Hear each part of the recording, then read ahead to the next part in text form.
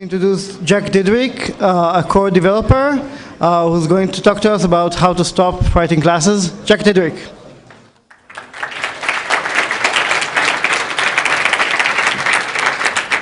I don't mean to disappoint, but I'm actually going to agree with everything Raymond just said. So you've all read the Zen of Python probably many times. Couple items. Simple is better than complex. Flat is better than nested. Readability counts. If the implementation is hard to explain, it's a bad idea. If the implementation is easy to explain, it may be a good idea. This is written by Tim Peters.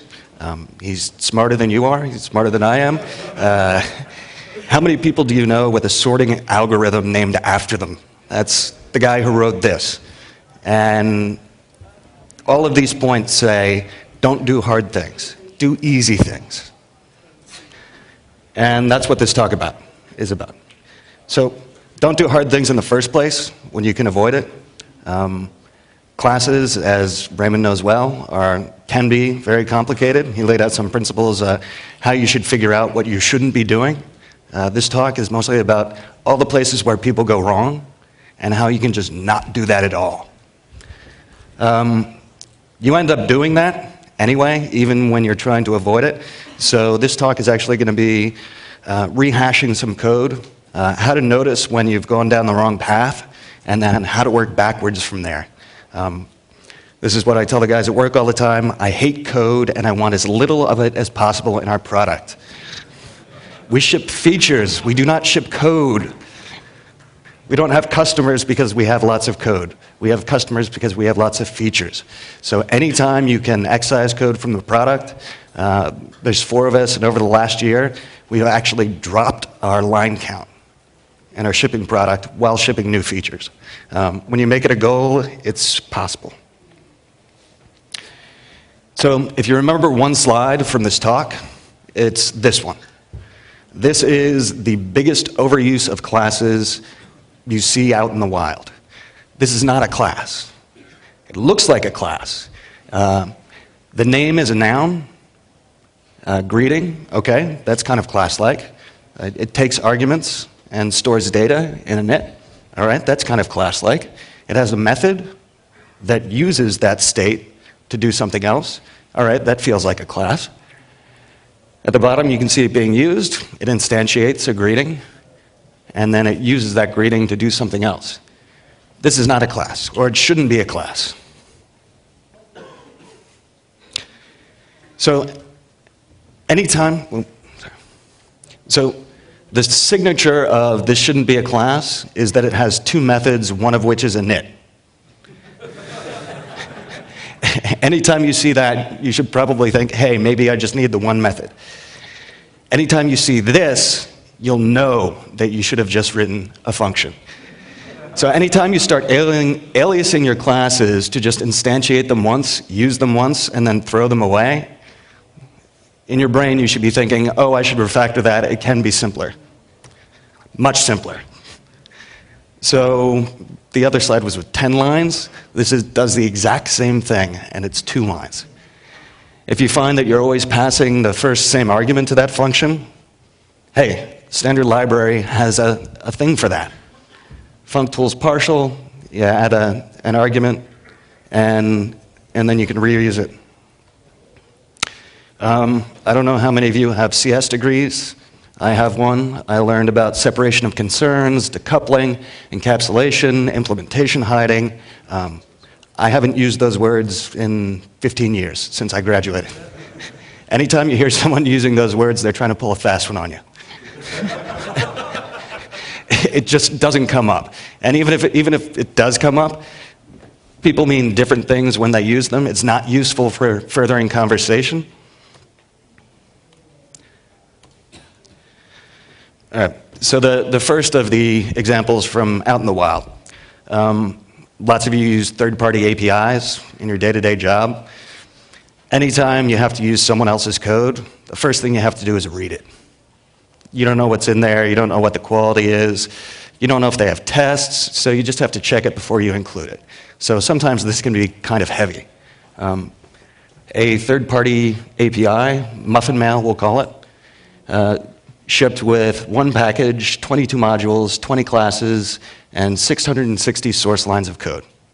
I had to read all this before we included it in the product, but it was their official API, so we were using it. Anytime they ship an update to the API, you have to diff it, because you don't know what they're doing. Maybe you sent them some upstream patches. Did they bring them back down? So 660 lines of code and 20 classes is kind of heavy, when all we do is we give them a list of email addresses and an email to send, and all we ask back is which emails bounced and which people unsubscribed.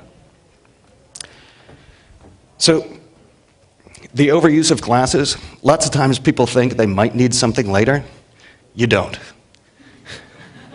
Or you can just do it later. If it comes up, do it. So the Muffin Mail library has a module, Muffin Hash, that has 2 lines.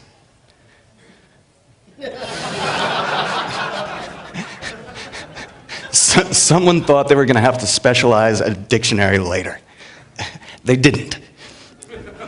But everywhere in the code is that first line. So I was reading the code, and Muffin Mail, Muffin Hash is used everywhere there might be a dict. The second 2 lines, no one in this room has to look twice at. And the fact that they're on a slide, you're like, why are these on a slide? It's because that first thing was all over the code. Some other signs that you don't need this, you have to type muffin 3 times. You're not helping anyone. You're making users angry when you have to type muffin 3 times. That's not the actual name of the company, by the way. So they fired that guy at some point, and they brought in a guy who knew what he was doing. So this is version 2 of that API, that 20-class, 660-line API. This is 15 lines. People sitting near the front have probably read through the whole thing. All it does is it uses standard library methods. It's readable. You can tell what it does.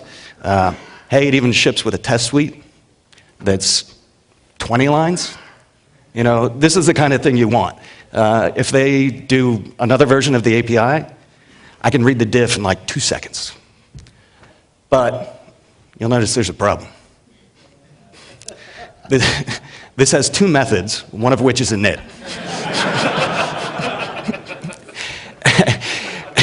And they weren't even really trying to hide it. The other method is named call.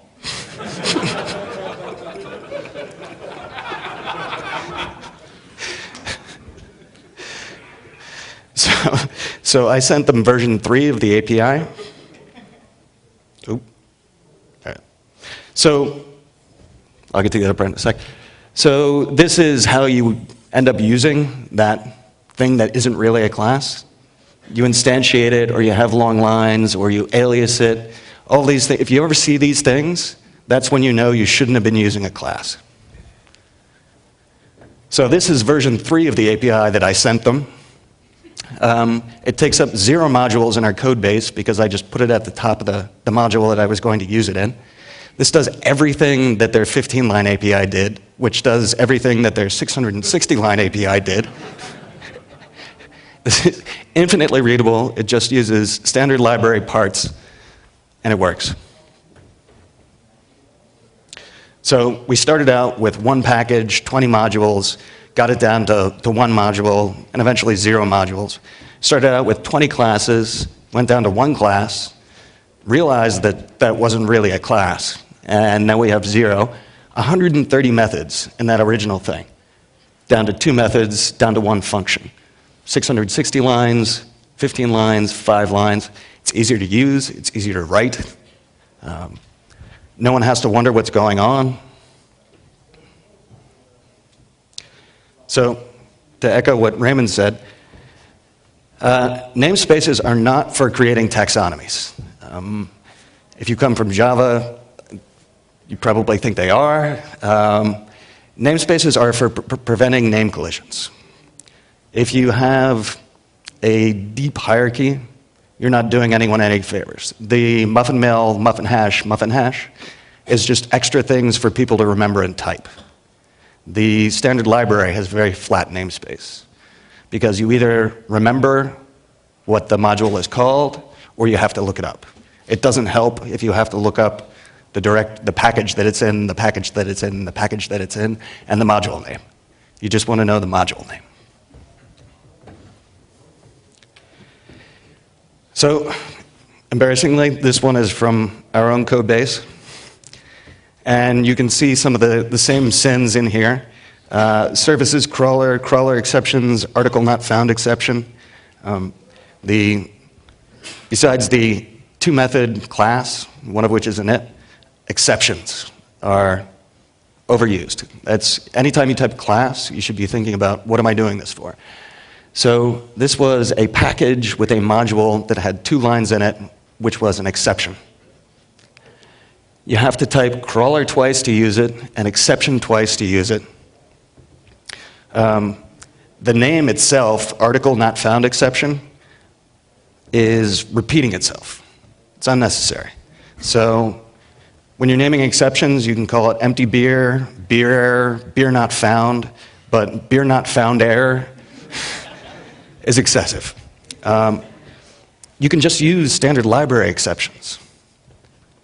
People understand them.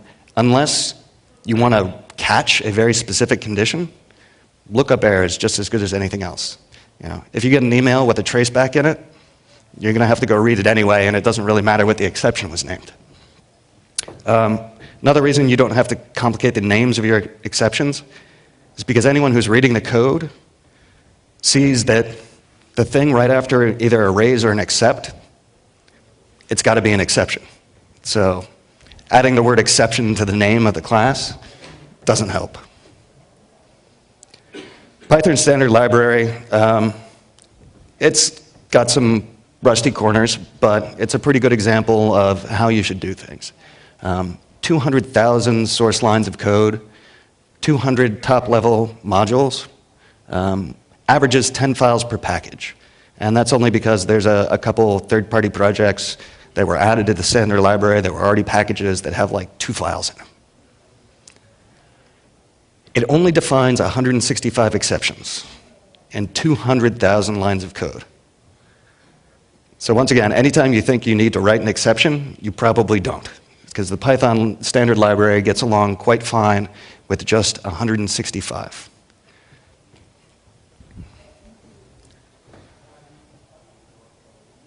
So I'm not totally anti-class. Their classes are great for things that classes are great for. So yes, when you have a bundle of mutable data and a bunch of related functions that you want to use with that data, then yes, classes are the right thing to do. You don't have to do this much in your day-to-day, because if you're pulling something from the standard library, someone else has already done it for you. There is one case in the standard library where this isn't true, which is the heap queue module. So a heap is just basically an array that always stays sorted. And there's about 10 methods in the heap queue module, and they all act on the same heap. So their first argument is always the same. If there's a second argument, it may differ, but they're always operating on the same thing, which kind of implies, yes, this actually is a class. Every time I actually need to use a heap, I end up implementing this. I keep it in my toolkit. It's all those functions plus a little helper, which is the key, similar to sort. So when you're adding things to a heap, you're doing an A star and you're trying to score how close is this thing for pathfinding. The key is your scoring function. So anytime you push something onto the heap, you run the score. Anytime you pop something off the heap, you throw it away. Danny Greenfield is going to be doing an OAuth Open Space Summit. The state of OAuth in Python is rusty. So again, with the using third-party libraries, before you use them and import them and use them in your code base, you have to go and read them. I was trying to use the Google URL shortener. I just wanted to take URLs and make them small. So there's one massive project that Google exports. It's 10,000 source lines of code. 115 modules, 207 classes. I did a rant on this on G+, which almost no one saw, and Guido said I decline any responsibility for Google API code. In 10,000 lines, there's bound to be some stinkers. Like the muffin hash, there's a class called flow, which is subclassed by other classes. It's pass. But it gets its own module, and anytime you're reading any class that derives from that, you have to go back and check and assure yourself that it is indeed an empty class. So someone thinking towards the future said, I can write 3 lines of code now so I don't have to change 3 lines of code in the future, and cost everyone who's reading the library some time.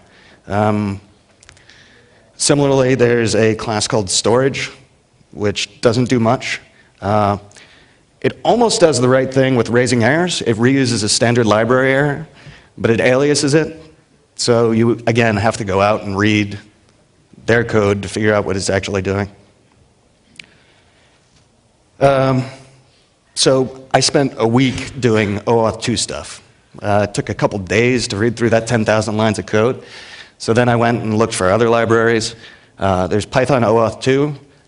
It's the second version of Python OAuth. It doesn't actually do Python OAuth 2. But that took a while to figure out. So that one was a little bit better. It's only 540 lines of code, 15 classes. But I wasn't going to put that in either because it didn't actually do what I needed to do. So I rewrote that to just do bearer token OAuth. It's Python FOAuth, or if you prefer, FOAuth. and it's just 135 lines of code, 3 classes, because I didn't refactor enough. One of them is class error exception pass. It's an embarrassment. Finally, most of you have seen Conway's Game of Life. You recognize it even if you don't know it by name. You have a grid that has cells in it, and each turn you count the number of cells that are nearby, and depending on the number of neighbors you have, you either turn on or turn off. And you can end up with cool patterns like this. The glider, the cells in front are coming alive just as the cells in the back are dying. So you get this thing running across the grid. We asked this in interviews as a kind of fizz-buzz question, because it's just a couple rules and a board. So if you can't do this, we don't really want to talk to you. Cells are a noun. So most people, first thing off, they say cell's a noun. I'm going to make a class. And what are the properties of a class? Well, it has a position. It's either alive or it's not. It's going to have a different state next time, maybe. And what else? Oh, it has neighbors. And then they get around to defining the board. They say, well, a board's just a bunch of cells. You know, it's a grid. And so it's a bunch of cells, and then every turn you click it, and it turns into a next thing. And it's at this point where you should say, hey, I have a class that has 2 methods, one of which is init. And the only thing it has is dictionary, so I should just use a dictionary.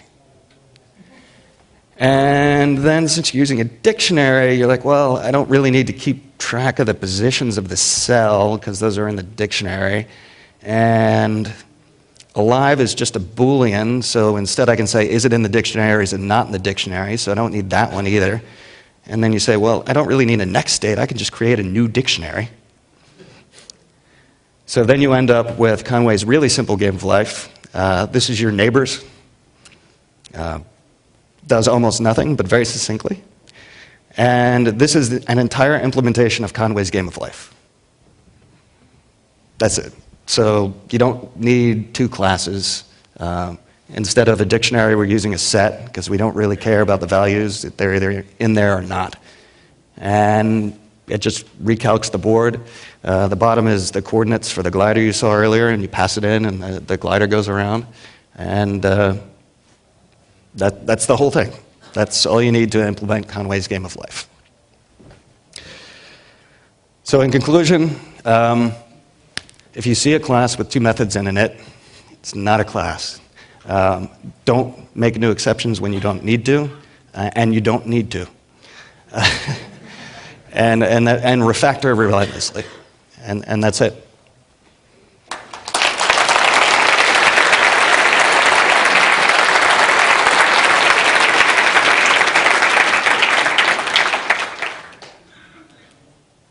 Anyone?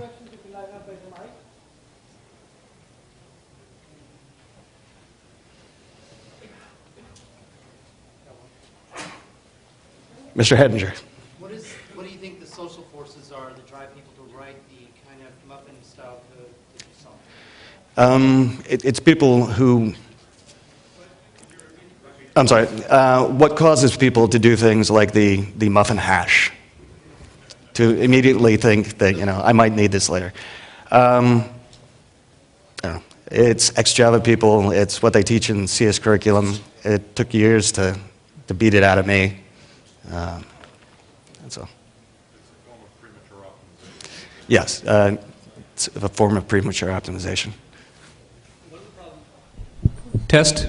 One of the problems I've run into when library providers use func_tools or these closures, like you suggested, for some of these parameters, like in your greet method, that greeting is no longer accessible. So as a user of that library, I can't introspect that greeting. I can call greet as many times as I want, but I can never know what the greeting is going to be.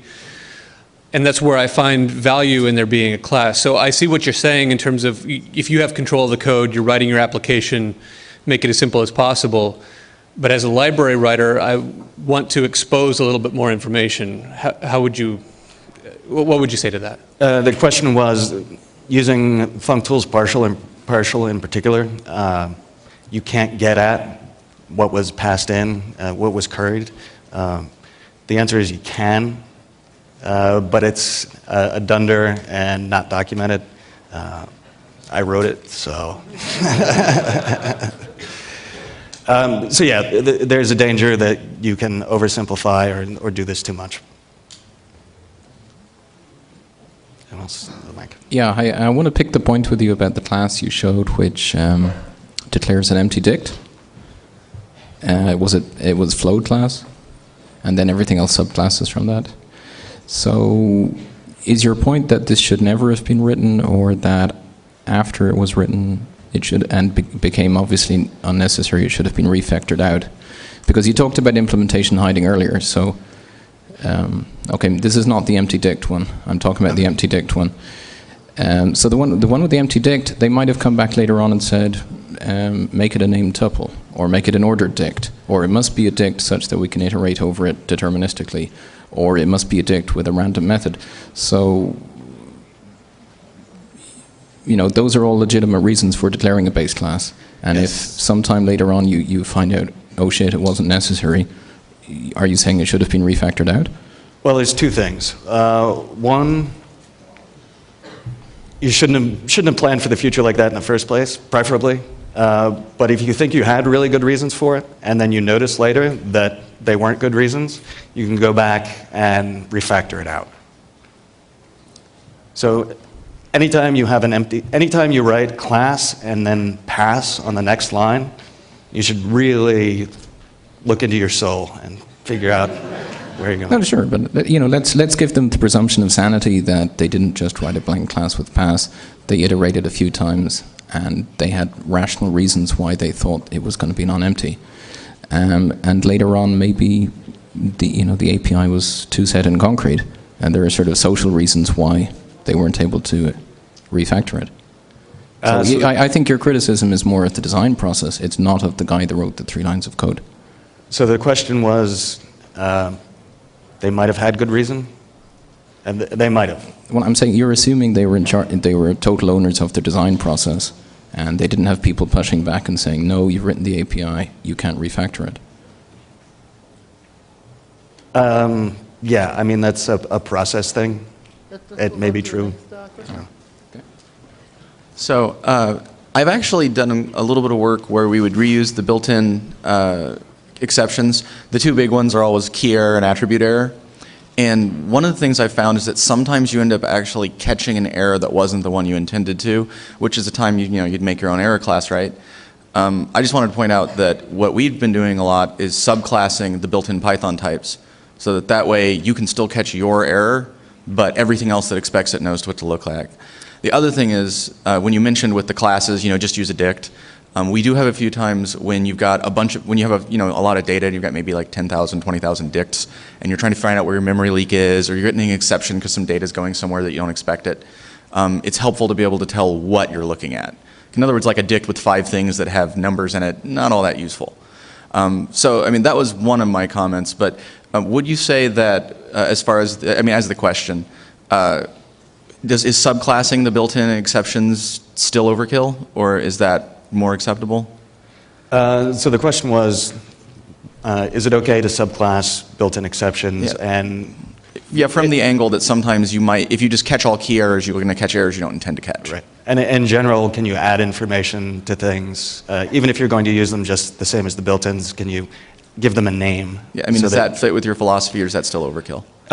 For exceptions, I don't use custom exceptions until I need to. Okay. So it might be tough in the case where you're raising an attribute error, they're raising an attribute error, and it takes you a while to figure it out. So define your own exceptions only when you have to. One last question.